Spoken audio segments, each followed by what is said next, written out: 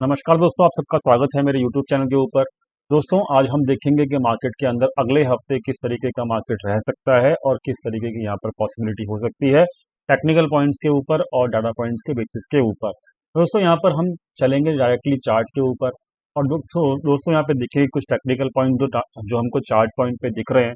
तो चार्ट पे चलने से पहले मैं आपको एक रिक्वेस्ट करना चाहूँगा कि अगर आपने अभी तक हमारे चैनल को सब्सक्राइब नहीं किया है तो प्लीज चैनल को जरूर सब्सक्राइब कीजिएगा, ताकि यहाँ पर कोई भी वीडियो आती है, जो भी लर्निंग वीडियो यहाँ पे डाली जाती है हमारे चैनल के ऊपर, वो आपको टाइम टू टाइम मिलती रहे। साथ में बेल नोटिफिकेशन को दबाना बिल्कुल मत भूलिएगा, ताकि कोई भी यहाँ पे वीडियो जैसे ही अपलोड होती है तो उसका नोटिफिकेशन तुरंत आपको अपनी ईमेल या ऐप के ऊपर दोस्तों मिल जाए।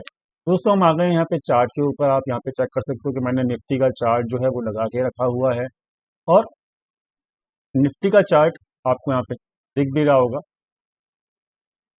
ये चार्ट है दोस्तों निफ्टी का वन डे का। ध्यान से समझिएगा, यहाँ पे निफ्टी की जो चाल पिछले हफ्ते में हुई है वो किस तरीके की हुई है वो हमको समझनी बहुत ज़्यादा ज़रूरी है। दोस्तों, यहाँ पे हुआ क्या है कि मार्केट जो है एग्जैक्टली सीधा डायरेक्टली ऊपर जाता रहा। पर डे की जो क्लोजिंग है वो पिछले दिन की क्लोजिंग के बेसिस के ऊपर ही होती रही।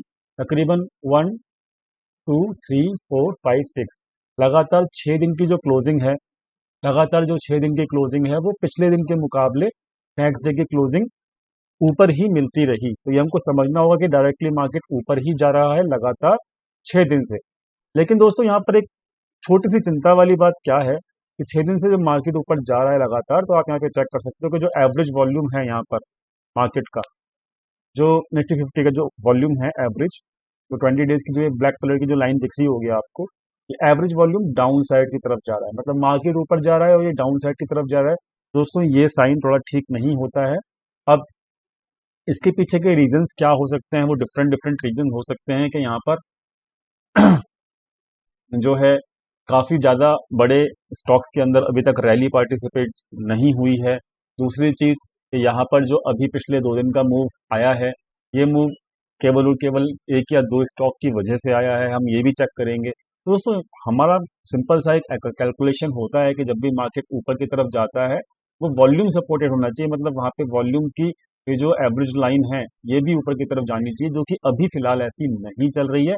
ऐसे मूव जो कि बिना वॉल्यूम के, यहाँ पर वॉल्यूम है नहीं और बिना वॉल्यूम के जो ऊपर मूव जाता है उस मूव को दोस्तों यहाँ पर कहते हैं स्पेकुलेशन मूव। ठीक है, स्पेकुलेशन मूव। तो यहाँ पर आपको समझना होगा कि जो स्पेकुलेटिव मूव होते हैं वो मार्केट को मार्केट को ऊपर तो जरूर लेके जाते हैं, और वो लेके जाते हैं,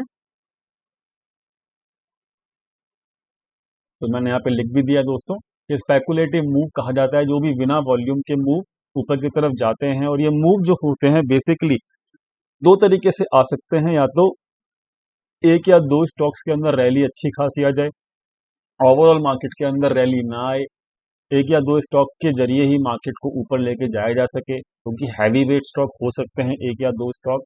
और या फिर फ्यूचर्स एंड ऑप्शंस की जो डेरिवेटिव सेगमेंट होता है मार्केट का, उसके हेल्प के थ्रू भी मार्केट को ऊपर लेके जाया जा सकता है। तो यहाँ पर जो अपसाइड मूव रैली आई है वो बिना वॉल्यूम के आई है, इसको स्पेकुलेटिव मूव कहते हैं। और हम चेक करेंगे ये स्पेकुलेटिव मूव क्यों आया है, यहाँ पर हमको ये चेक करना होगा।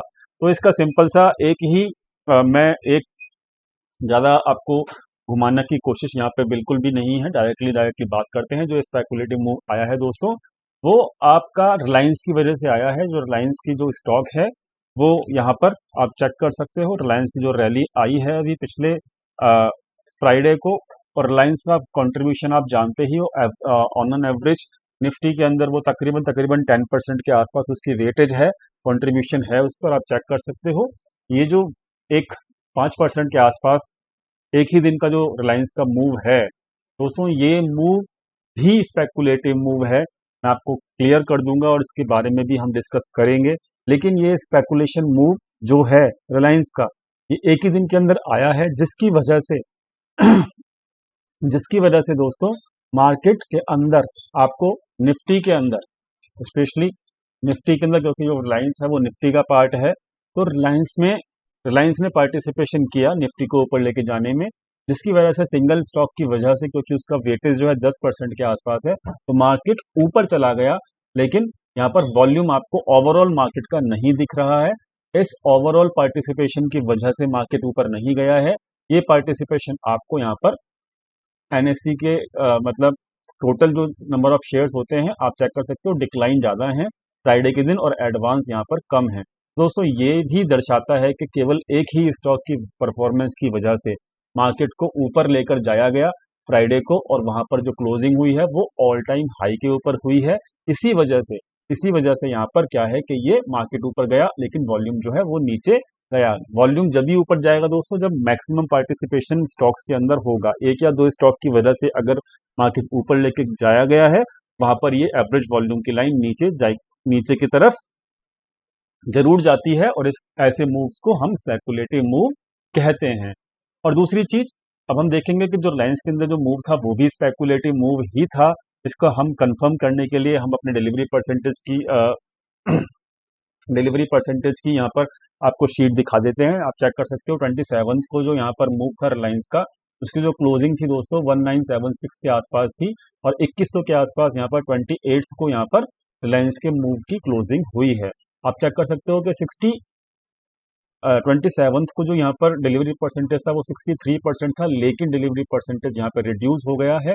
जो कि अपसाइड मूव आया है उसके अंदर बिल्कुल भी डिलीवरी परसेंटेज नहीं है, जो कि तकरीबन मात्र 28% है। यानी कि यहाँ पर हुआ क्या है कि जो लोगों ने पिछले दिन का माल कैरी कर रखा था उन लोगों ने पिछले काफी दिनों से, यहाँ पे चेक कर सकते हो डिलीवरी परसेंटेज काफी हैवी था, 59%, 42%, 63%।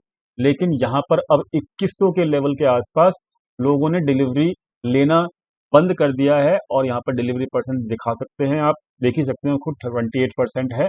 अब 2100 के लेवल के आसपास यहाँ पर लोगों को विश्वास नहीं है कि मार्केट इसका ऊपर जा सकता है, इसलिए यहाँ पे डिलीवरी परसेंटेज भी बहुत कम है। और यहाँ पर डिलीवरी परसेंटेज अगर किसी भी दिन कम रहे ड्यूरिंग द मूव, तो वो सिंपल सी कहानी होती है कि वो मूव भी स्पेकुलेटिव मूव के अंदर आता है। अब हमको ये समझ में आ चुका है कि रिलायंस के अंदर जो मूव था वो स्पेकुलेटिव मूव था, क्योंकि वहां पे डिलीवरी परसेंटेज मिसिंग है। दूसरी चीज, हमने ये भी चेक कर लिया कि रिलायंस की वजह से जो है निफ्टी ऊपर गया।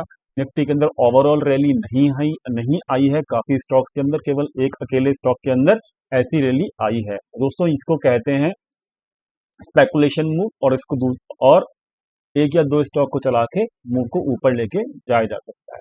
अब यहाँ पर हमको ये समझना होगा कि अगर ये स्पेकुलेशन मूव हमको पता लग चुका है, तो क्या ये स्पेकुलेशन मूव ओवर होगा या फिर ये स्पेकुलेशन मूव कवर मतलब कंटिन्यू रहेगा। ये दो चीजें की चर्चा हम कर सकते हैं आगे। तो मैं आपको दोस्तों एक चीज कंफर्म कर देता हूं कि जो भी स्पेकुलेटिव मूव होता है, बिना वॉल्यूम का जो भी मूव होता है, जैसे आप यहाँ चेक कर सकते हो कि ये डाउन साइड का जो मूव था वो भी बिना वॉल्यूम का था, बिना वॉल्यूम का ही था। दोस्तों ये कंटिन्यू नहीं रह पाया और ये फिर मतलब मार्केट ऊपर चला गया। ठीक है, आप पीछे भी जाके चेक कर सकते हो कि बिना डाउन साइड मूव का जो बिना वॉल्यूम का जो मूव होता है, चाहे वो नीचे की तरफ का हो चाहे वो ऊपर की तरफ का हो, वो मूव कंटिन्यू नहीं रह पाता है। इसकी चर्चा हम बहुत पहले अपनी वीडियोस के अंदर कर चुके हैं। यहाँ पर आप चेक कर सकते हो कि यहाँ पर जो वॉल्यूम था वो इंक्रीजिंग ऑर्डर में था, तो यहाँ से मार्केट आप चेक कर सकते हो कि काफी ऊपर गया, और यहाँ पर मैंने चर्चा भी किया था।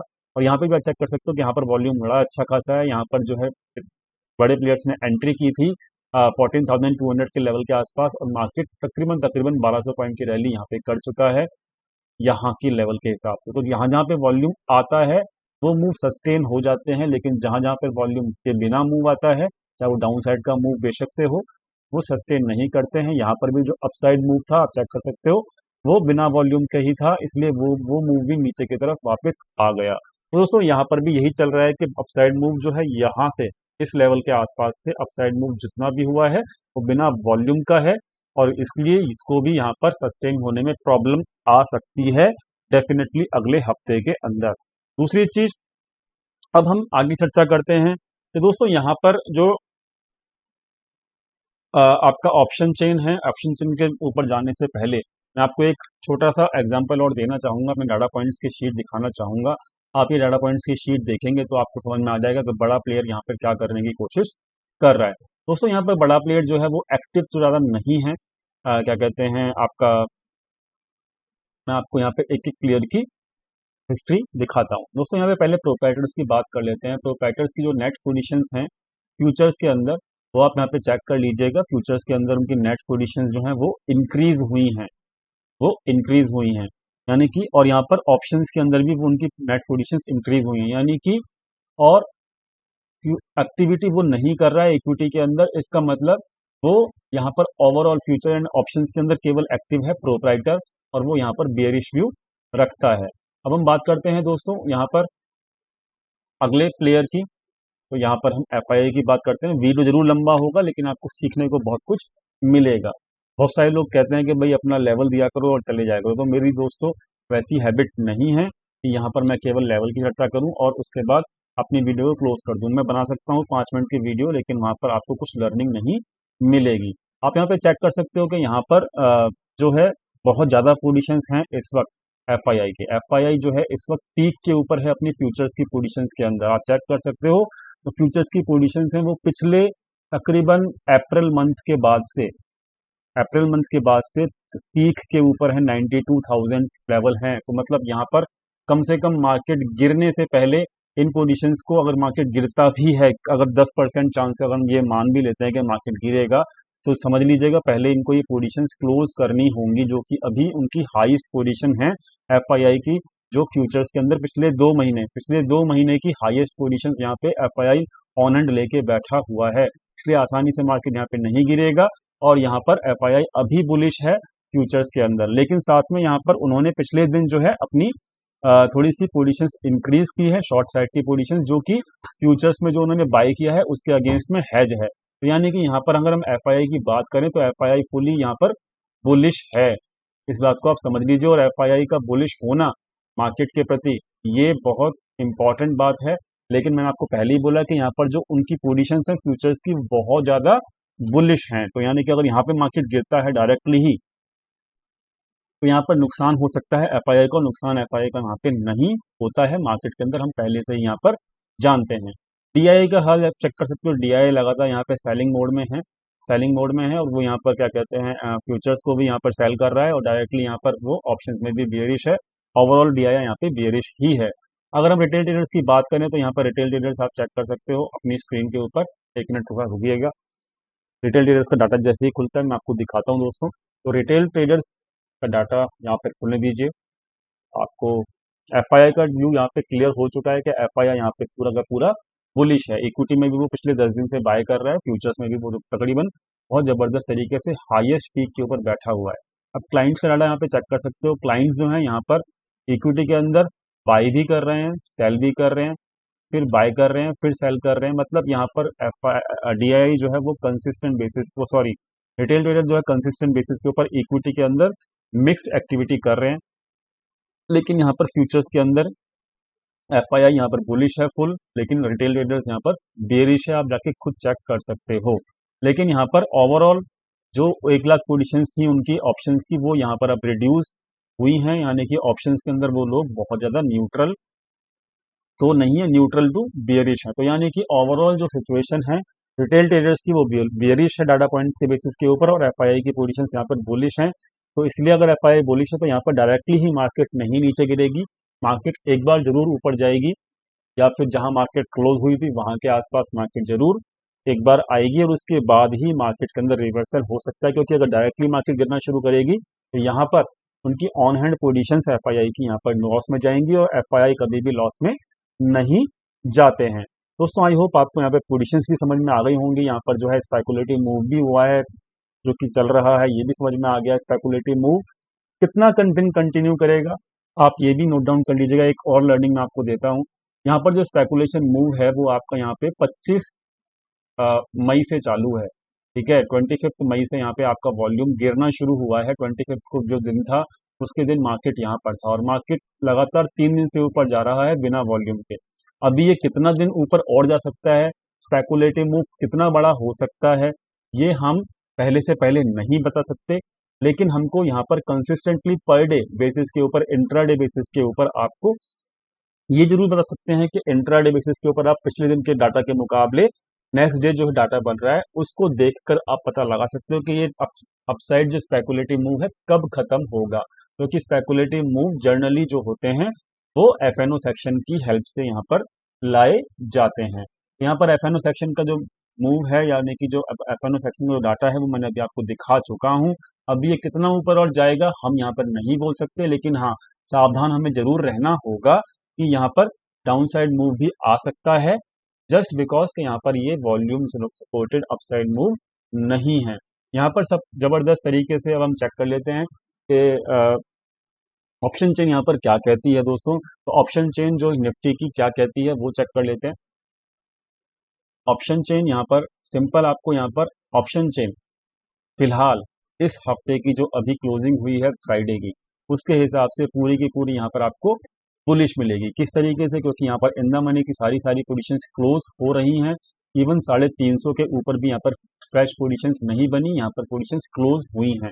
आप चेक कर सकते हो 400 के ऊपर यहाँ पर फ्रेश पुट राइटिंग भी हुई है और 29,000 के ओपन इंटरेस्ट यहाँ पर अभी भी पुट साइड के ऊपर 15,400 के ऊपर है। यहाँ पर आप चेक कर सकते हो कि 15,600 के ऊपर भी यहाँ पर जबरदस्त तरीके से पुट सेलिंग अभी भी हुई है और ये पिछले हफ्ते भी यहाँ पर ऐसा ही हो रहा था और पिछले हफ्ते भी मार्केट ऊपर की तरफ गया था। तो यहाँ पर अभी टोटली यहाँ पर बुलिश है ऑप्शन चेन, आप यहाँ पे समझ के चलिए। और 15,600 के ऊपर भी यहाँ पर कॉल बाइंग चालू है और 15,800 के ऊपर भी यहाँ पर कॉल बाइंग चालू है। तो कॉल बाइंग चालू है जो कि बुलिश होती है। ऑल राइटर क्लोजिंग कर रहे हैं अपनी पोजीशंस जो भी बुलिश होती है। पुट राइटर यहाँ पे एक्टिव हैं इन द मनी के अंदर जो कि पोजीशंस बुलिश होती हैं। और यहाँ पर जो ये 15,400 के ऊपर पुट सेलिंग है, ये एट द मनी के ऊपर ये भी जो पोजीशंस हैं वो भी बुलिश होती हैं। यानी कि अल्टीमेटली आपको यहाँ पे फोकस करना होगा। क्या फोकस करना होगा? डाटा पॉइंट्स जो अभी फिलहाल बता रहे हैं वो ये बता रहे हैं, करंट के डाटा पॉइंट के ऑप्शंस जो हैं, ऑप्शन चेन जो है वो यहाँ पर बुलिश है। डाटा फ्यूचर्स का, एफआईआई का स्पेशली जो कि बहुत मैटर करता है, वो यहाँ पर बुलिश है। इक्विटी के अंदर यहाँ पर पिछले ये यहाँ पर हम इसको लॉन्ग पार्टिसिपेशन नहीं कह सकते।